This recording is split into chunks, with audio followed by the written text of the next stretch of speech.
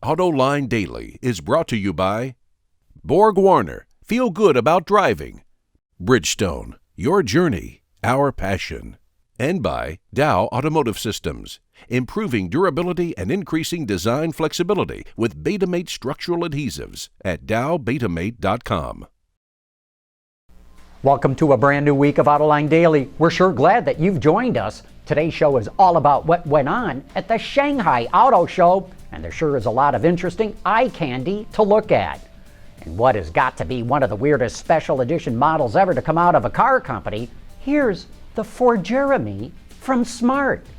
Designed by fashionista Jeremy Scott, who counts Lady Gaga and Kanye West as clients, it features a white leather interior with diamond stitching.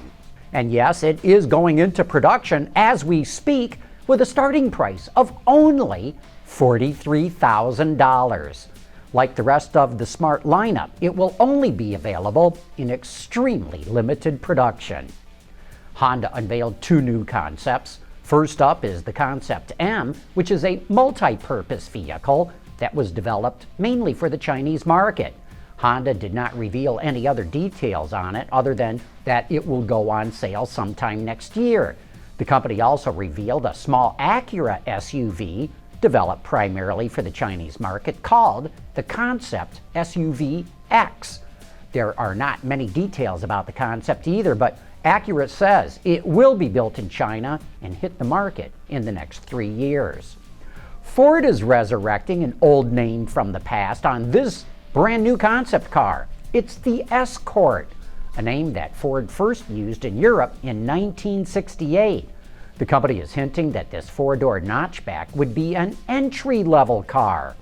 You know, with all the major car companies working on a $10,000 car for growth markets like China, could the Escort represent Ford's answer to the Volkswagen Up? Nissan took the wraps off this futuristic-looking concept called the Friend Me.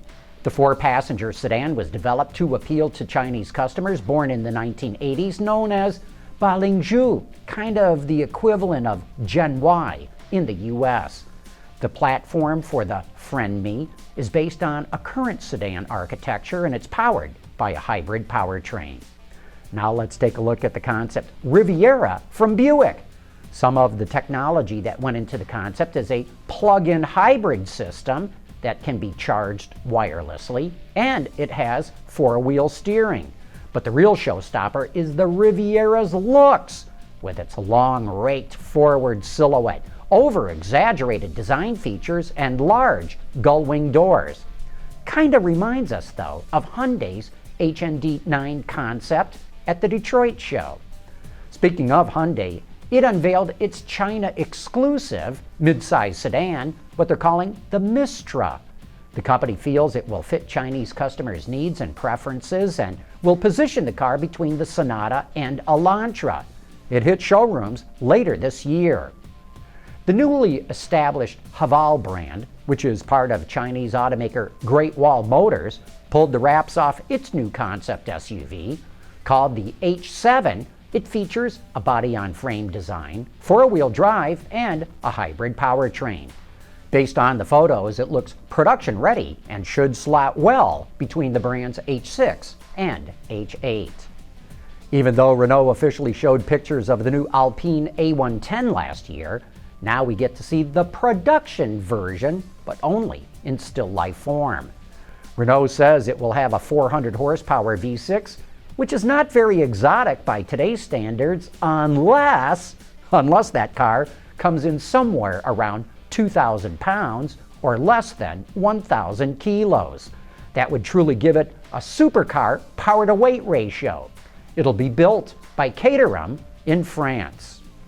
Coming up next, why the sudden interest in designing engines that use opposed pistons? That is, using two pistons in one cylinder. More on that right after this. Dow Automotive Systems, driving solutions in automotive, commercial transportation, and aftermarket with innovative products like Betamate structural adhesives. Lighter, stronger, safer. dowbetamate.com.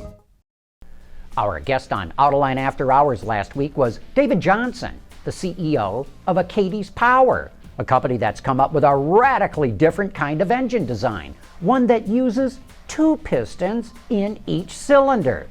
In principle, this is similar to the OPOC engine from Eco Motors. So why the sudden interest in opposed piston engines? Here's a clip from that show. What you've got in a regular engine, I'll take one away, is you've got a piston reciprocating against the cylinder head. So you've got an imbalanced mass, and you've got to work on that. And so, 4-cylinder engines need balance shafts and things like that, and 90-degree V8s, they're okay.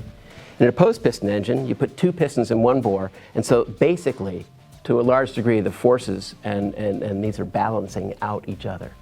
And so we've actually got some data we presented downtown at the SAE this week, showing that actually, versus a 4-cylinder engine, we have a better balanced engine. Right? And then the other thing that you're thinking of is basically combustion noise. Mm-hmm. And combustion noise is a big part of any engine, especially diesel engines. But we now, as so yours is a diesel? We're a diesel. We're running a compression ignition process. I prefer to say that because we can run other fuels than diesel fuel. But we're running compression ignition. And when you do that, you have higher peak cylinder pressures and it makes noise.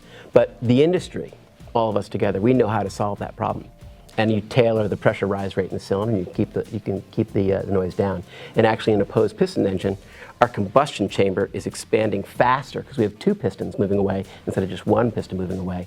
And so that helps us to have higher pressures and yet not a higher pressure rise rate, which is what makes the noise. Okay. So we got advantages on both balance and noise from the architecture. And of course, you can watch that entire show on our website right now at Autoline.tv. It is jam-packed with all kinds of good information. But that brings us to the end of today's report. Thanks for watching. We'll see you tomorrow.